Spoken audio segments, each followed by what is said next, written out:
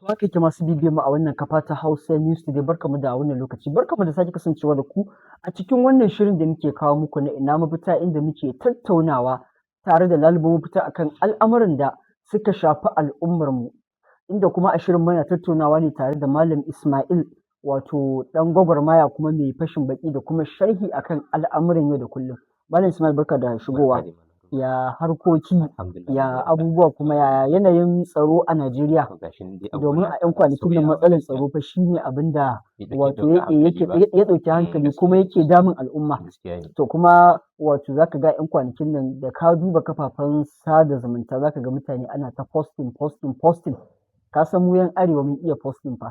To amma shi muka fi iyawa gaskiya. A 'yan kwanakin nan Malam Ismail, mun ga yadda abubuwan tsaro, sha'anin tsaro kai suka ɗauki hankalin al'umma. Wato akwai bidiyoyi da suka rinƙa yawo a kafafen sada zumunta wanda su waɗannan masu garkuwa da mutanen nan zaka ga sukan yi posting. Akwai bidiyon wasu dattijai guda biyu da shi ma ya karaɗe shafukan sada zumunta, wanda kuma wato daga baya aka tabbatar da cewa wannan wato dattijon shugaba ne na wato wata ƙaramar hukuma a jihar Kebbi na jam'iyyar APC kenan, wanda kuma wato bayyana matsayin shi da muƙamin shi, waɗanda akwai mutane da dama da sun tausaya mishi, amma daga baya akwai waɗanda su rinƙa cewa Allah ya ƙara, wai saboda shi ɗin ma yana goyon bayan ita wannan gwamnatin. To Malam Ismail, banda wannan batu kuma akwai wato batun garkuwa da wannan babban jami'in sojan Najeriya, mai magana da shirkutan tsaro, Brigadier Janar, ko in ce Major Janar Rabe Abubakar, shi ma an yi garkuwa da shi da wato mai ɗakinsa a ƙaramar hukumar Matazu a jihar Katsina, wanda kuma a jiya nan akwai wani bidiyo mai tada hankali wanda su waɗanda suke garkuwa da su wato suka yi musu bidiyo, inda wato suke roƙo da gwamnatoci a dukkan matakai da su shiga lamarin tsaron nan. Su waɗanda suke garkuwa da su akwai buƙatu da suke nema, wanda kuma suna zargin cewa wato akwai mutanensu da aka riƙe, jami'an tsaro suka kama, akwai kuma dabbobinsu, wato suna buƙata a sake su, a saki mutanensu dai a zo, wato kamar dai suna buƙatar a yi wani zama na sulhu kenan, domin su ma su saki waɗannan mutanen suke garkuwa da su. Haka zaka ga bidiyon, to yanayin abin kusan akwai tada hankali gaskiya, a ce janar na soja ya shiga hannun waɗannan mutanen.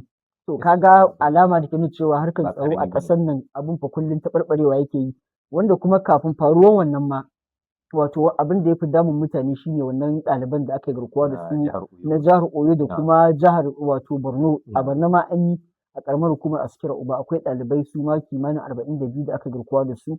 To kaga wannan abubuwan sun ɗauki hankali, kuma banda fa ɗaiɗaiku da ake yi, wanda ko jiya nan ma akwai waɗanda 'yan Boko Haram suka sake su, wanda su ma sun ɗauki lokaci mai tsawo a hannunsu, wajen mutane kimanin 416. To kaga waɗannan abubuwan da suke faruwa, misali wato abubuwa ne waɗanda fa wato mutane waɗanda ma misali suke ganin cewa gwamnati tana yin abin da ya kamata. Wato in dai fa mutum yana da tsoron Allah, yana kuma da kishin ƙasansa, ya zama wajibi ya fito ya faɗa ma gwamnati gaskiya, ko da kuwa wato yana cikin gwamnatin, ko da ko misali musamman ma waɗanda suka tallata ita gwamnatin, ya kamata a fito a faɗa ma ita wannan gwamnatin gaskiya. In ma bata san abubuwan da ke faruwa ba ne, su waɗanda suke kusa da ita ya kamata su gaya mata, domin al'umma suna cikin tashin hankali a 'yan kwanakin nan. To Malam Ismail, a naka ɓangaren menene zaka ce dangane da taɓarɓarewar tsaro a 'yan kwanakin nan da kuma wato abubuwan da suke faruwa, musamman ka duba kafafen sada zumunta, baka buƙatar ma sai an maka wani shimfiɗa. Jama'a assalamu alaikum. So abin da nake so duka mu fahimta shi wannan matsalar tsaro ta ɗauki dogon lokaci ana fama da ita. So abin da nake so da mu masu yin bayani da masu kallon mu duka mu samu tambayi kawunan mu. Gwamnatoci da yawa sun kashe kuɗaɗe maƙudai da yawa domin shawo kan matsalar. So amma har yanzu me yasa matsalar ta ƙi cinyewa? Gaskiya ne. Shi ne tambayar da kowa ya kamata yi ma kansa. So idan muka kalla shi matsalar tsaro ba wai daina jin harbin bindiga shi ne ake ce ya kamata mu fahimci ma menene shi tsaron kansa, saboda ba wai daina jin karan bindiga shi ne tsaro ba, saboda ai shi tsaro kariya ce ta rayuka, dukiyar al'umma, da misali ka ce kasuwancin su da nomarsu komai na da kuma tafiya wanda ya makomarsu kamata kuma da wani misali al'ummar gabaki ɗaya. in To ma kaga shi misali ne yadda ka tsarin. faɗi in ma ba a jin Na'am. ƙarar bindiga to mutum kuma babu noma Yau to babu kaga kasuwanci to kaga kaga misali akwai matsala akwai sosai kuma shi wannan wato na'am kula da rayuka da dukiya na al'umma shine fa kusan babban haƙƙin gwamnati gaskiya ne. kula da dukiya da rayukan al'umma domin in babu wannan to Babu kaga za a koma wani irin al'umma za ta wato zama wani society iri mara idan doka irin an koma kusan kowa na gidan yin jiya kowa kenan na abin da ya yawa ga dama. So kuma misali idan mutum ya waye gari manomi ba zai iya zuwa gona ba. Kaga akwai matsalar ɗan tsaro kasuwa ba zai kenan. iya Ɗan zuwa kasuwa ba zai iya kasuwa zuwa kasuwa ci kasuwa ba. ba babu zaman Kaga akwai lafiya matsalar tsaro kenan. Shi kuma ɗalibi ba zai iya zuwa makaranta ba. makaranta ba So tabbas kaga matsalar tsaro dai tana nan. ba ma batun asibiti ake ko lafiya da Duka sauransu ba baka saboda shi tsaro wani abu ne da ke da faɗi. So duka in ka kalli waɗannan abubuwa har yanzu ba su bane asalin tushen matsalar. Waɗannan sakamako ne na wannan wato rashin shi tsaron yawa shi tsaron da aka samu. So shi ne abin da ya kamata duka mu idan ka kama mutane idan kana maganar tsaro abin da hankalin mutane fi tafiya shine maganar Boko Haram ko in bindiga ko masu garkuwa da mutane. Amma waɗannan duk ba su bane. Akwai abin da ya haifar da wato in na fahimce ka kana so ka ce misali akwai wasu muhimman abubuwa da aka baro su a baya wanda su suka haifar da samuwan waɗannan rigingimin da ake cikin tashin hankali. Yau to kaga in ka kalla saboda muna so mu lura da abu ne da gwamnatoci da yawa sun kashe kuɗaɗe maƙudai da yawa akan amma ba a samu biyan buƙata ba. Har yanzu kuma ana tafiya akai. Saboda in ka tafi misali shine sai ka ɗauka idan aka kalli waɗannan abubuwan gabaki ɗaya shine an kashe kuɗaɗe maƙudai sosai don a samar da tsaro. So har yanzu tsaron yana ci yana ta tafiya. So kuma akwai abin da shine asali haifar da wannan matsalar tsaron gabaki ɗaya. Shine menene ya kawo matakin da matashi zai rungumi bindiga saɓanin littafi ko sana'a.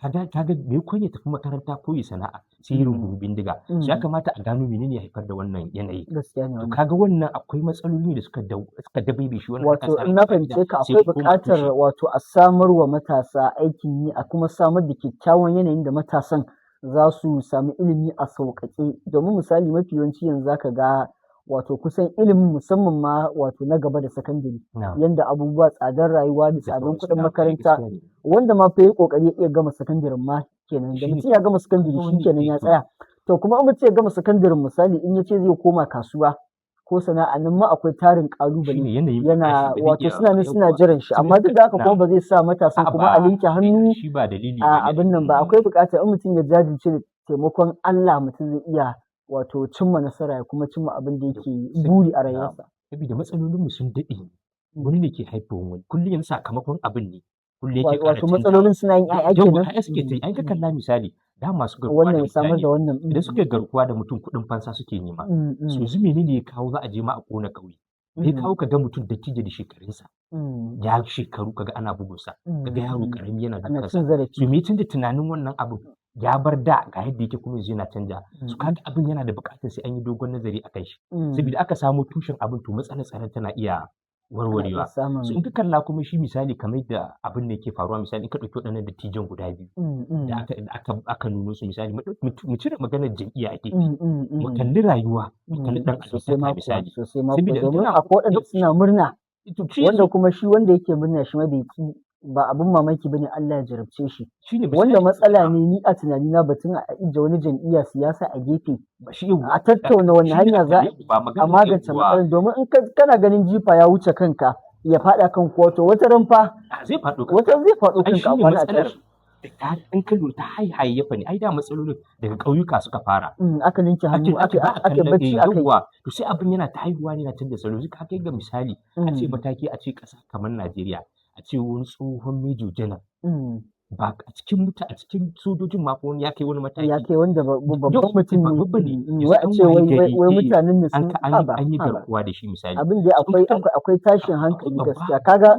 kuma abin na nuna maka cewa misali babu wanda fa ya kubuta babu shi to kuma ƙasa aka ce an kai wannan gaban da babu wanda ya tsira babu wanda ya kubuta to ai an samu matsala komai na iya faruwa komai zai iya faruwa tabbas duka bangarorin biyu sai an kalla shi waɗannan mutane da suka ɗauki waɗannan makamai me dalilin ɗaukan wannan makamin saboda an kalla shi kamar shi wannan Major General an kalla ma bayanin da matarsa take zaka ga yana isar da wani sako ne a fakaice a ƙarƙashin ƙasa amma Malam Ismail misali in na fahimce ka misali kai kana nuna cewa ya kamata a koma a tinkari abin daga tushe ba wai a tare shi a sama ba to misali kamar su mutanen da yanzu a halin yanzu mafi yawanci waɗanda su suke ɗaukan makaman sun kashe mutane ba adadi, sun yi abubuwa. Misali aka koma aka ce za a tari abin daga baya, su ya za a yi da su kenan?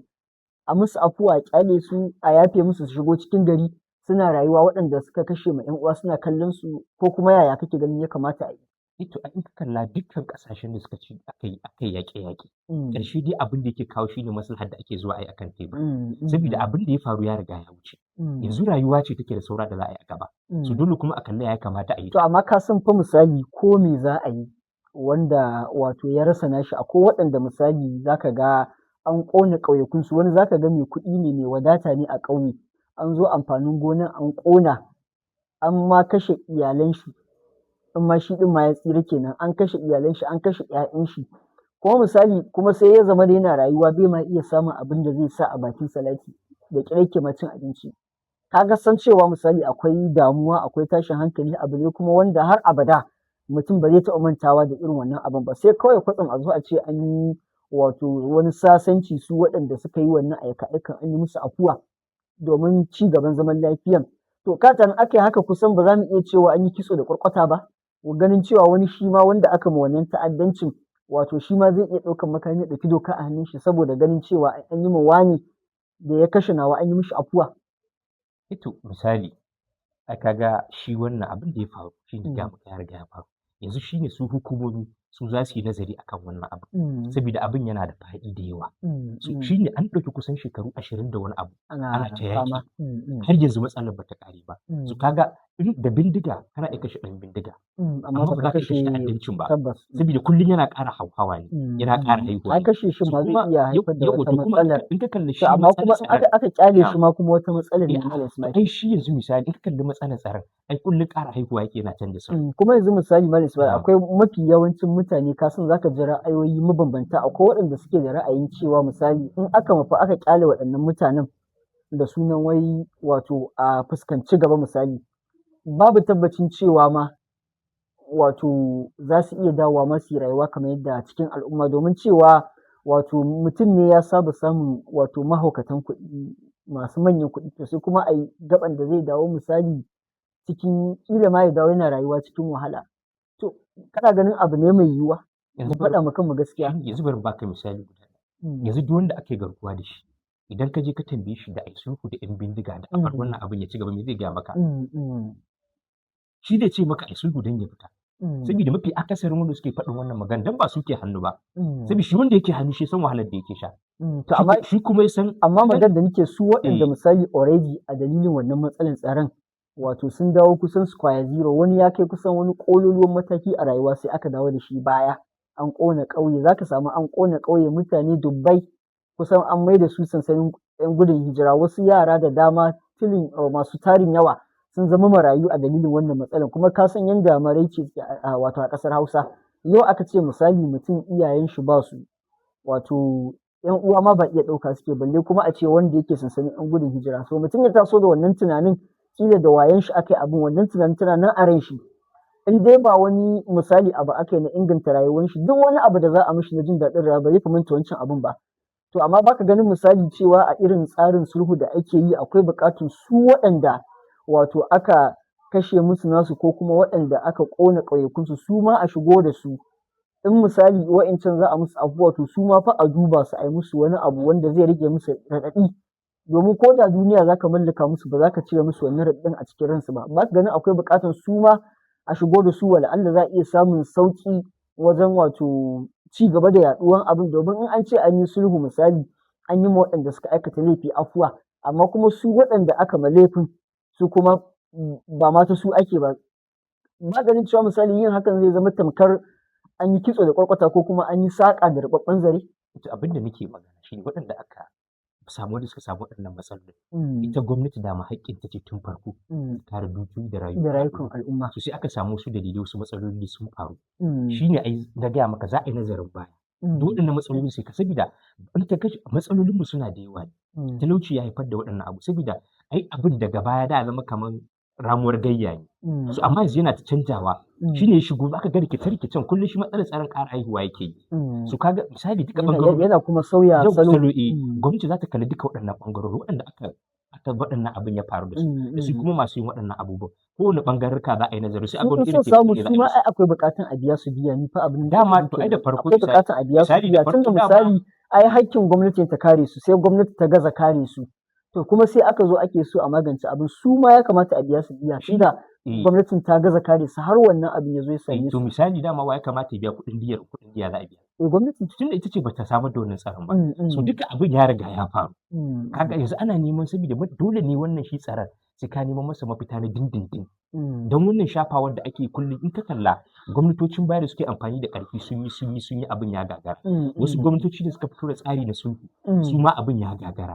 So kaga akwai abubuwan da dole sai ka haɗa wancan da wannan wuri guda. Saboda ka iya samu da sakamakon da ya kamata. Tsarin sulhun mafi yawanci za a ce an yi sulhu kuma su ƙungiyoyin 'yan bindigan ba ɗaya ba ne. Kila wala Allah in an yi sulhu da waɗannan ƙungiyoyin so kuma su wasu ƙungiyoyin waɗanda ba a yi sulhu da su ba su ma suna iya zuwa su ci gaba da aikata wannan ayyukan ta'addancin a yankunan da kila ma aka yi sulhu in dai ba su kamar waɗanda aka yi sulhun da su bane za su zama kuma su suna ba da kariya ga su al'ummar wannan yankin da aka yi sulhu da su domin ko da an yi hakan an yi sulhu a nan can ba a yi sulhu ba ai za ga matsalar tsaron da kusan tana nan kuma misali nan an yi sulhu can ba a yi ba can inda ba a yi sulhu ba suna nan suna cin karensu ba babbaka abubuwan da ke faruwa a wurin zai fa iya zuwa shi ma ta wata hanyar ya ƙara faɗowa ita wannan al'ummar da aka sulhu a cikin ta. Shi tsaron ai gabaki ɗaya na gwamnatin tarayya ce. Ita gwamnatin tarayya ce ba maganin su jihohi dama suna ba da gudunmawa wurin samar da tsaro ne a matsayin na gwamnati shine shugaba na tsaro. Na tsaro a jiha. Amma asalin tsaro na gwamnatin tarayya ne gabaki ɗaya. Su kaga su gwamnatin tarayya ita take da zaɓi daga wani mataki ne fi dacewa saboda in zaka ba party A dama shi ya sulhu shi ko Mr. B ya ce shi ba zai yi sulhu ba so kaga ana nan inda ake kuma zaka ga mafi yawanci gwamnonin jihohi ma kusan ra'ayinsu ya bambanta wasu suna ganin a yi sulhun domin a samu zaman lafiya a tsakanin al'umma wasu kuma suna ganin cewa yin sulhun fa tamkar misali ba mu su 'yan ta'addan dama ne su ci gaba da cin karensu ba babbaka to kaga misali da a ce gwamnatin tarayya da gwamnatin jihohin za a haɗu wato a haɗa baki a haɗa akan wato tsari iri ɗaya da manufa iri ɗaya ina ganin fa sai an fi samun ci gaba ya zamana duk wani tsari da jiha za ta yi ya zamana kusan za ta yi tsarin ne tare da haɗin gwiwar gwamnatin tarayya domin wasu jihohi ma za ka ga sukan yi sulhun ma ba tare da ita gwamnatin tarayya tana goyon bayan hakan ba ko kuma ka ga wasu al'umma unguwanni ko kuma ƙauyaku su isu za su ma je su yi sulhun su da wato su 'yan bindigan ba tare da ma misali wato ɓangaren gwamnati ta shigo lamarin ba domin wasu unguwannin ko mutanen ƙauyakun sukan yi ne domin neman ma kansu mafita suna ganin cewa maybe tsarin gwamnati kila akwai ɗan jan ƙafa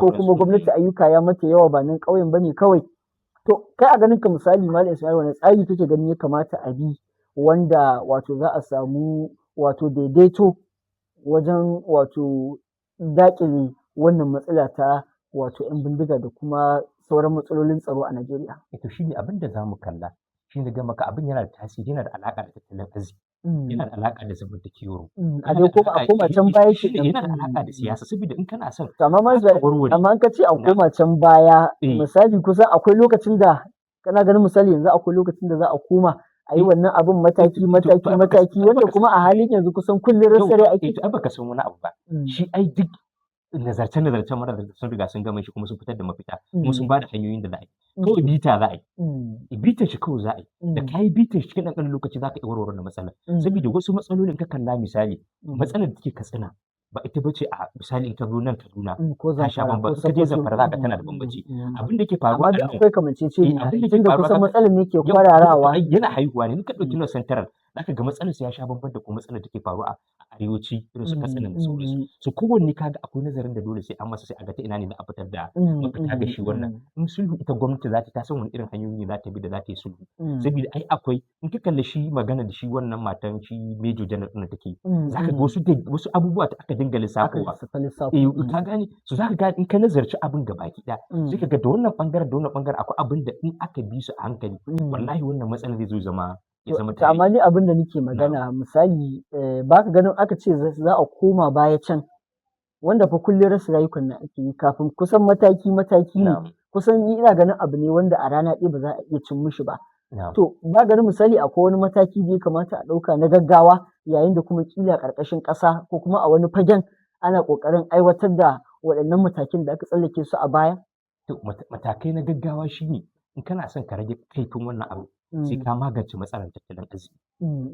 Saboda shi matsalar tattalin arziki tattalin arziki shi ke ƙara haifar da wannan matsalar tsaro. So in za a iya ɗaukar matakai na gaggawa ko da gwamnati za ta yi amfani da ƙarfi ta samar da wannan tsaro. So amma shi ma a hannun tattalin arziki to amma in ka ce matsalar tattalin arziki to ba akwai tsare-tsare da gwamnatoci ke kawowa ba na irin shirin ba da bashi da wasu tallafe-tallafe da sauransu, wanda in ban manta ba a lokacin da shugaba wato Tinubu ya cire tallafin man fetur ya yi maganar cewa akwai wato kuɗaɗe da za a raba ma jihohi domin a sauƙaƙa wato matsi na tattalin arziki da kuma shi tasirin wannan cire tallafin man fetur ɗin. To ba ganin misali duk da wannan kuɗaɗen da shi shugaban ƙasa wato ya tura ma jihohi amma har yanzu fa ana nan jiya yau.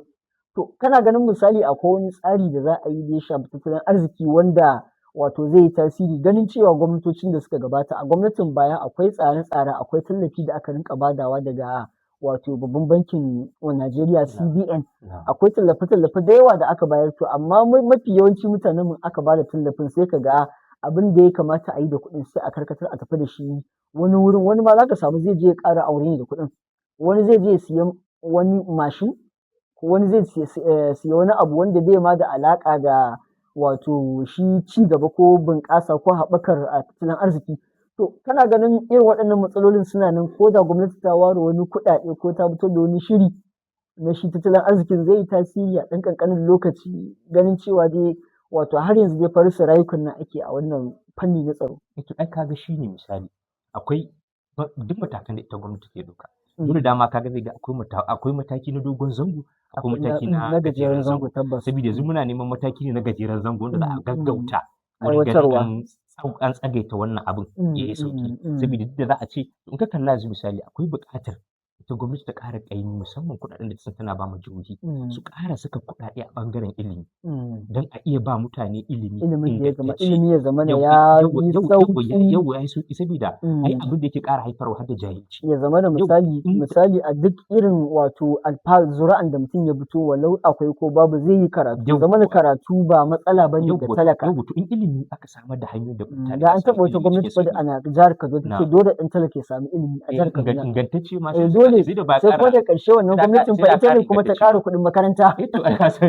Idan gwamnati ce don ta samu ilimi kuma sai gashi ita ne ke koran ɗan talaka a makaranta. Ita ta bada ilimin matakin farko ne da mataki na biyu, mataki na uku ne ce to dole ka je ka biya da aljihunka. To amma dai ilimi ne. To ilimi dama shine wajibi saboda wanda kuma ka samu mataki na farko mataki na biyu in baka samu wancan ba dai har yanzu ana nan.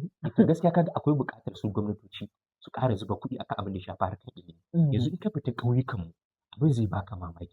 Abin da mutanen ƙauyukan suka dogara shine noma da kiwo sai sana'a. So waɗannan abubuwan su rushe gaba ɗaya. So shine in ka kalli matasan wurin ba su da sana'ar yi, ba ilimi. Ka gane ba ilimi, babu sana'a. So me kake so mutum yi? Kaga hanyar shigarsa ta abinci yana da sauƙi a wurinsa. Saboda misali ka ɗauki magidanci a ce da mata da yara ya waye gari babu abincin da za su ci. Sai wani zai ce masa kai zo ga wata sana'a ka je ka samu abin da za ka ci da iyalinka. Ba za ka yi mamaki. Kuma Malam Ismail akwai da ka kawo wannan gabar akwai wani magana da wani ɗan majalisa a majalisar tarayya Bello El-Rufai ba talle zan mishi ba. So yayi wani magana na ya saurari maganar nashi kuma kusan haka ne. Inda yake cewa wato ta ya za a yi a ƙasar mu Najeriya. Wato matashi zaka ga muna da matasa a arewacin Najeriya burjik. Na ɗaya wani zaka samu shi ba makaranta yake ba wata sana'a ya iya ba. Ka gane? Kuma ga babban waya a hannun shi ga data. Kuma a daidai lokacin da ga 'yan ta'adda suna yin giveaway a kafafen sada zumunta suna raba kuɗi. Kaga akwai babban haɗari a wanda abu ne mai sauƙi a jawo mutum. Kuma duk inda aka samu misali matasa waɗanda misali ko maga a ce mutum bai yi makaranta ba ya zama ne yana da abin yana da aikin yi. Amma aka samu tilin matasa wanda shi ba karatu yake ba shi ba sana'a yake koya ba ga su nan a cikin al'ummar mu. Kaga ai matsala ta samu. Malam Ismail a wannan muna tattauna wannan matsalar tsaro muna ta wato duba ɓangaren gwamnati. To ya kamata mu dawo mu tattauna ɓangaren su ma al'umma domin su ma ina ganin ba za a rasa rawan da za su iya takawa ba. Wanda ko matsalar tsaron na 'yan kwanakin nan zaka ga mutanen mu arewacin Najeriya ana ta ihu a kafafen sada zumunta ana ta posting ana ta sharing ana ta resharing. To misali wato posting a kafafen sada zumunta kaɗai ya wadatar wanda in ban manta ba an ɗiba ɗalibai 'yan makaranta, an yi abubuwa na rashin wato na ta'addanci masu tada hankali a arewacin Najeriya. Za ka ga abin da muke yi bai wuce post ne a kafafen sada zumunta. Shi kenan, wanda kuma a kudancin Najeriya in ban manta ba lokacin aka kwashe ɗaliban na jihar Oyo har yanzu za ka samu ƙungiyoyinsu suna matsa ma gwamnatin lamba, suna fita suna zanga-zanga na lumana. Wanda kuma matsalan a jihar Oyo aka samu matsalan, amma ka duba a cikin 'yan kwanaki suka dinga fitowa, ƙungiyar malamai na makarantu su ma sun fito sun yi wannan zanga-zangan, wanda kuma abin ya kara da jihohin wato kudu maso yammacin Najeriya. Jihar Osun ma an yi a jihar Oyo, mafi yawancin sun kuma yi a babban birnin tarayya Abuja. Wanda kuma wato in ban manta ba again a jihar Oyo har wa yau aka yi garkuwa da wato kanwar tsohon ministan lantarki Adebayo Adelabu. Ina ga duka ba ta wuce kwana 2-3 ba da ita da 'ya'yanta aka yi garkuwa da su, an kubutar da su. Amma ko mu namu na arewacin Najeriya shiru kake ji. To kana ganin misali akwai wani wato mataki da ya kamata mu ma, ko akwai wani abu da ya kamata misali a ce mu rinƙa yi wajen ganin cewa mun matsa ma gwamnati lamba ta yi abin da ya kamata, domin in ka duba yadda abubuwan suke tafiya sai ka ga tamkar wato wannan yanki namu na arewacin Najeriya ana ware. Kuma wani lokaci ban cika fiya ganin laifin gwamnatin ba, saboda kusan mu mutane ne waɗanda mun shahara idan abu ba namu bane, damuwa ba namu bane, in abu ya samu wani ɗan uwanmu to mu iyakaci mu ɗan yi magana abu bai daɗi shikenan an manta. Wanda kuma mu mun fi ƙarfi a wajen posting a kafafen sada zumunta, ne ta posting, wanda kuma wannan posting ɗin fa da zaka ga ana yi abin ya damu mutane, wasu ma kaga kamar su zubar da hawaye a ta posting ana videos. To duk wannan posting da za a yi Malam Ismail, tsanani an daɗe ana yi ne fa a wata ɗaya ana yi, wanda kuma kafin ma a wata ɗaya ana yi da wani abu zai fito a ce wata ta saki bidiyon tsiraici ko wani za a manta da wannan za a manta. Misali ma a ce zai iya kawo wata ɗaya in wani abu ya zo ya gitta wanda na shiririta na shirme, ko kuma a ce misali irin waɗannan 'yan TikTok ɗin da suke kawo abubuwan da ya shafi iyalansu suke kawo shi wannan social media, da za su je su haɗa wani kwamatalansu da za su haɗa wani kwamatalansu su yi posting, sai ka ga fa an manta da wancan an dawo wannan abin shi ake tattaunawa. Yanzu kaga misali a ce waɗannan mutanen su za su rinƙa setting mana ajanda. To kana ganin misali a yanda muke da wannan ɗabi'an, wato akwai wani wato sauyi ko kuma wani ƙoƙari da mu za mu iya al'umma na arewacin Najeriya musamman ma matasa wajen sauya wannan hali da ƙasar namu take ciki, musamman ma yankunan mu? Shi dai da farko misali ka kalla kamar da ka fara bayani da mutanen kudu. Su manufar rayuwar mu ya sha bamban da na mutanen kudu. Wayewar mu da gogewar mu. Me bambanci na manufan? Yawwa. Tara 'ya'ya ko ko? Ba maganar tara 'ya'ya. Ai shi ne tunƙahon bai. Shi muka fi ƙarfi. Muna da yawa. Ake magana za a ce muna da yawa, amma kuma yawan kuma bai mana amfani ba, sai ma matsala ma wani lokuta wani sigan ma yake ƙara kawo mana. Saboda sun san abin da suke kashe kan 'ya'yansu, shi yasa dole suke ba ma 'ya'yansu daraja. Za ka ga abu kaɗan in ya taɓa mutum ɗaya, kusan mutum za a damu za su haɗu wuri guda su ba mu abin muhimmanci, saboda sun san ya shafi rayuwarsu ne gaba ɗaya. To mu kuma a nan arewa mun fi damuwa da rayuwar wasu, rayuwar gulma. Shi ne abin da ya fi damun mu. Shi ne dukkan abubuwan da ake watsawa, ko da babu matsala a ƙasar, dukkan kafafen watsa labarai, abubuwan da aka fi watsawa a jihohinmu, aka ga wani abu ne da bai da amfani. Sai ma ka shiga comment section. To duk wani mai yin wani abu mai amfani da aka ga ba a damu da shi ba. Sosai ma ko sai abubuwa na shiririta da shirme. To in ka kalli kuma duk masu posting din ma ina posting din yake zuwa, ba zai je ko ina ba. Iyakan al'ummar da suke yi iyakansu suke kukan su, kuma suke kiɗan suke rawan su yi. Saboda ba su ɗauki abin da muhimmanci ba, saboda matuƙar rayuwarka ba ta da muhimmanci a wurinka, so babu wanda zai zo muhimmantar maka. Shi ma ya ɗauki rayuwar naka da muhimmanci. Yanzu kamar ka kawo ni ɗan majalisa, duk da ba tallan shi muke ba, Bello Rufa'i misali. In ka kalla shi ya san menene aikin ɗan majalisa, da ya je shi yake yi. Amma da yawa wasu 'yan majalisun da suke waɗanda ba su fahimci yawan aikin abinda mutumin arewa fiye da shi, shi ne zo wurin ka ba shi naira 10, naira 20. in baka bashi kuɗin ma zagin ka zai yi. Shi to in ma ka bashi yau ya zo gobe ka bashi ba to shi zagin ka zai shi yi. abin da yake ganin kawai wannan shine rayuwa a wurin shi. Saboda manufar shi kawai shi ya ce ya rayu ne. Shi kawai abin da ya ɗauka rayuwa kenan. Su ko waɗancan sun ɗauki rayuwa tana da muhimmanci saboda a nan duniya ne ake iya gina komai. Sosai ma kuwa. Kaga mu da ya kamata mutanen arewa mu muke da addini. Saboda mafiya yawan kaso 70 cikin 100 wanda kuma addinin namu ya samar mana da komai da kuma duk wani tsari na rayuwa da kuma duk wani hanyar da zamu bi mu kai ga nasara. Duk addinin ya tanadar mana. Wanda da ma mun rike shi tun da fari ma duk wannan halin da muke ciki ma da ba ma cikin shi a yanzu. To amma in ka kalli rigingimu sai muka fi mai da hankali rigingimu akan malam wani da malam wani. Suna faɗa. Ko rigima akan wani da wani. Yanzu matsalolin mutum da suka daɗe sun daɗe a arewa. Saboda inda aka fara ɗauke yara a makaranta ina ga a Cibo aka fara shi. Arewacin Najeriya. Shi ne na farko da aka fara yi. Kuma amma fi daga baya ai sun zo waɗanda suka biyo baya mafi yawanci da arewacin Najeriya ne ta wannan dabci aka zo aka yi a nan Kaduna aka yi a Zamfara Katsina. Da aka yi sai ka kalli al'umma yau za a sace mutane gobe kuma za ka ga suna cin kasuwa suna bukukuwa suna murna. Saboda su abin bai dame su ba. So dan Allah wa kake tunanin zai taso zai ci wannan abin ku bari ga abin da yake da muhimmanci. Amma da su ɗan arewa sun yarda. Wannan matsalolin da ake tattauna saboda duk in ka bi kafafen watsa labarai yanzu hankalin mutane ya tashi matsalolin ake tattauna. Kawai tattaunawa ake. To kuma misali tattaunawan kaɗai shine ya kamata a yi shine kaɗai rawan da al'umma su iya takawa ba wani abu da ya kamata a yi da ya wuce wannan tattaunawa. To ai yanzu an fara kaiwa matakin da ya fara kaiwa ƙarshe yanzu. So dama shi tura a ce in ci kai bango ko bangon ya tsage a wuce ko kuma bangon ya dawo da mutane. To idan 'yan arewa za su hankalta a wannan matakin da an kai ƙarshen abin da ake iya kaiwa. Saboda ai yanzu dukar yana dukan kowa kuma matsalar tana ƙara ta'azzara. Su kaga yanzu ba lokacin tattauna ma matsala bane. Saboda dama already an riga an fitar da hanyoyin magance wannan matsalar. Yanzu abin da zamu gani shine irin ayyuka da su matasa da suke ikirarin wasu zaka ta ana kira su comrade misali. Da waɗanda suke gwagwarmaya.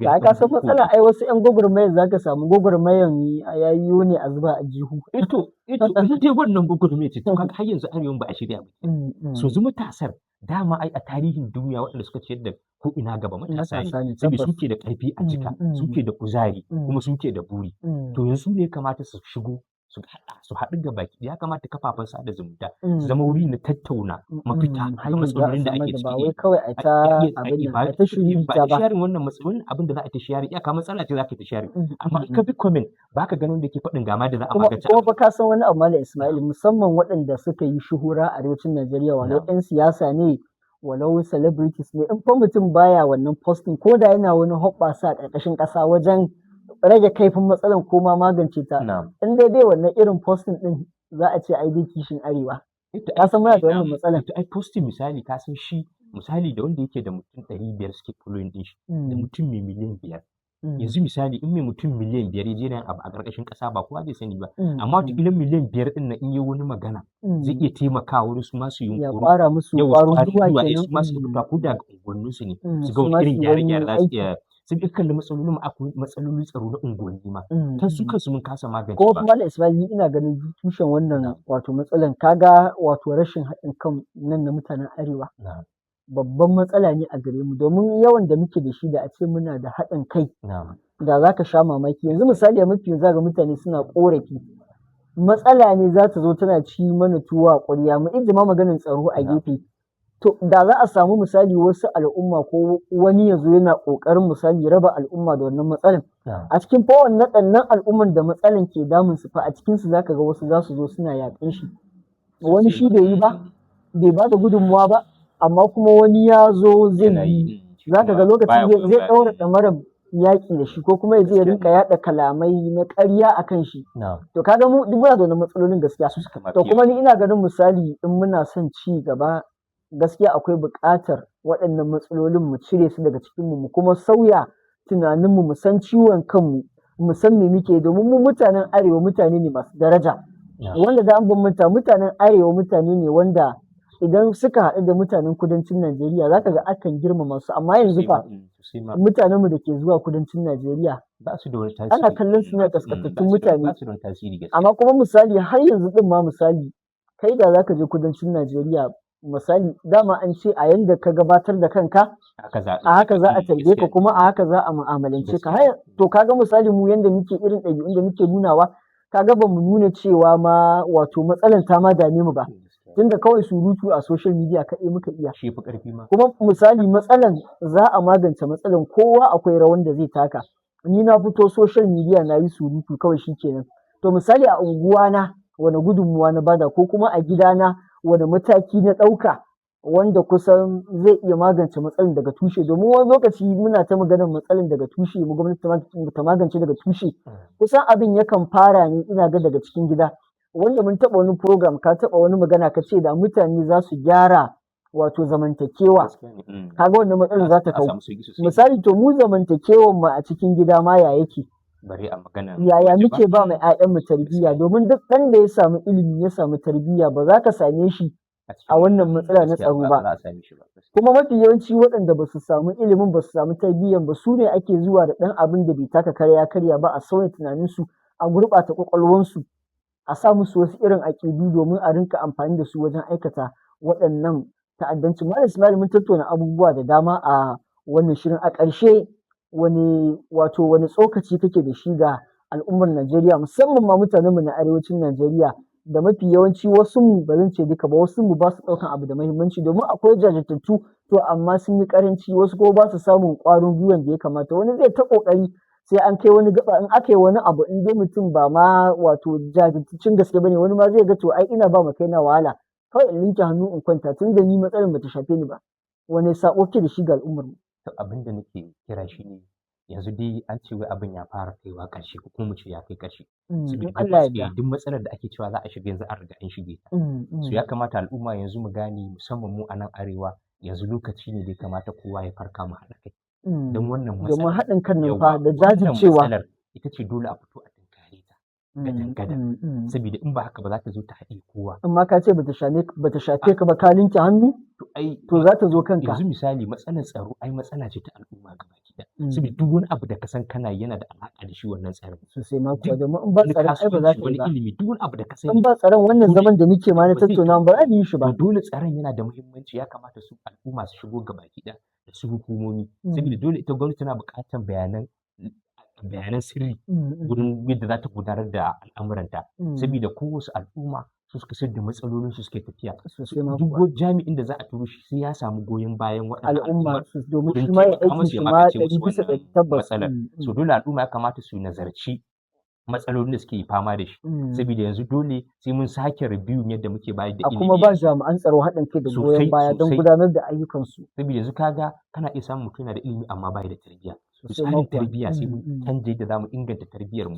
Ya zamana muna ba da ilimin da tarbiyyar a tare. Ko kuma tarbiyyar ma tafi ilimin yawa saboda ka samu tarbiyya da wani ilimi da zai shiga jikin shi Allah da zai masa amfani. So muna kira gaskiya musamman ga matasa saboda su suka fi kowa kaso 70 cikin 100 na 'yan Najeriya su duk matasa ne. Kuma su ne ƙashin bayan kowace al'umma. In suka bari wannan abin ya zo ya rushe fa rayuwarsu mu ta gaba ita ce take da matsala. Sosai ma tana da mu haɗa hannu wurin ganin an magance wannan matsalar.